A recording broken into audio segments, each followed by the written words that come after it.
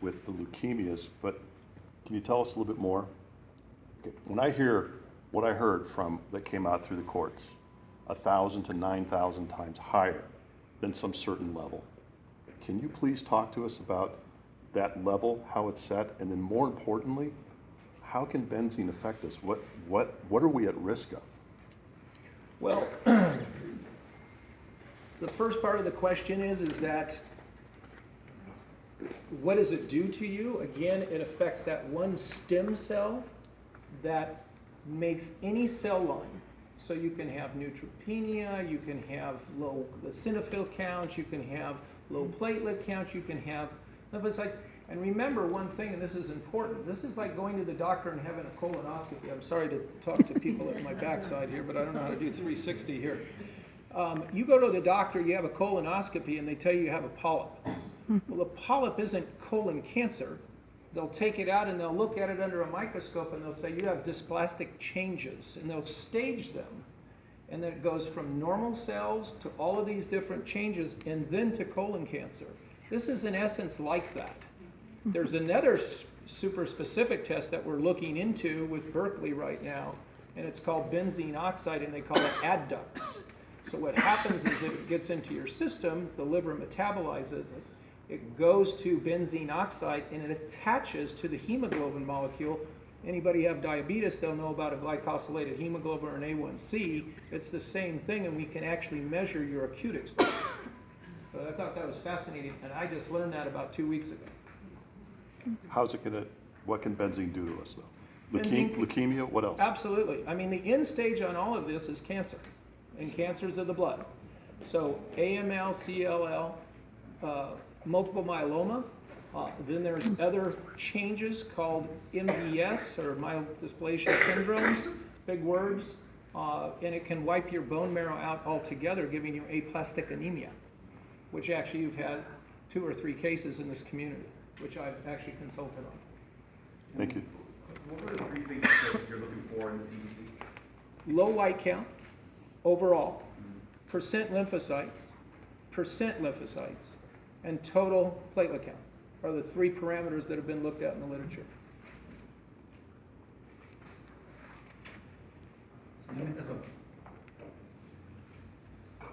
I'm out of time. I'm sorry I have to go. That was a joke.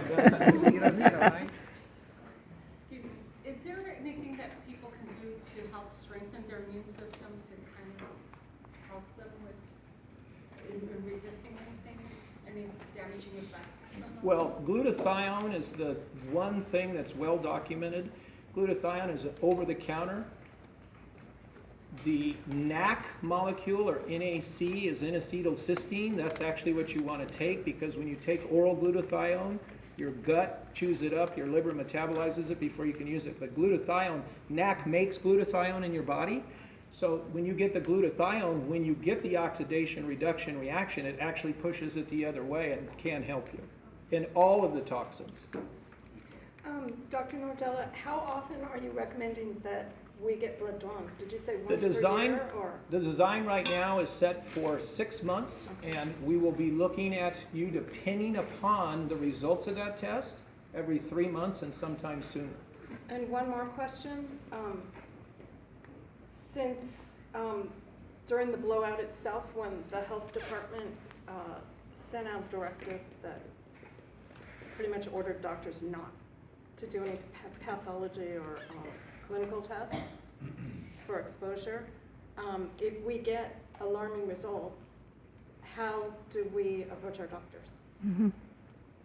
Good question. Out of concern, like, I think I'm on the way to cancer, or whatever. Well, yes.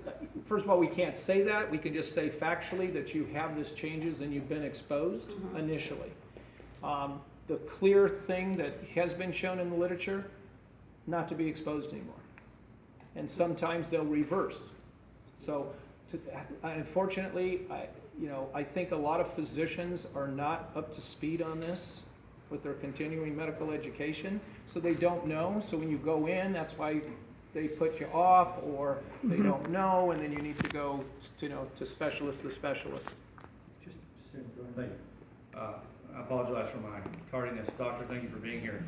I missed most of this presentation, but I presume we have focused primarily on benzene, which is, from my understanding, one of potentially 200 chemicals. We were all exposed to extremely high levels of benzene from what we've learned, and likely very high levels of others. I know we don't know the others, but can you explain to the board and to the community, benzene isn't in a vacuum in terms of our exposure. It is mixed in and in our bodies with potentially hundreds of other toxins, which is going to affect how our body reacts to the benzene and on the side the others. Can you spend just a moment and talk about what we've learned in the framework of a polytoxin exposure? Yeah, polytoxins is a tough topic because there's not much in the literature, but anything that you take in is probably metabolized by the liver. So it's the health of the liver that is important to you. When you have competing sites for metabolism on enzymes, then you free up other things, and that's why when you go to the doctor and they say, you go to the pharmacy, and they tell you, you can't take these two drugs together because they're competing. So if they compete for that site of metabolism, the one drug rises very high while you continue to take it and becomes more toxic to the body. So that's the simplest way I could explain it. So polytoxins, and especially we don't know what you guys have been exposed to. We know some, but we don't know all. Lady in the back. Doctor, I apologize for being in quite a ways. Can you speak up a little bit? Oh, Sorry. yes, sure.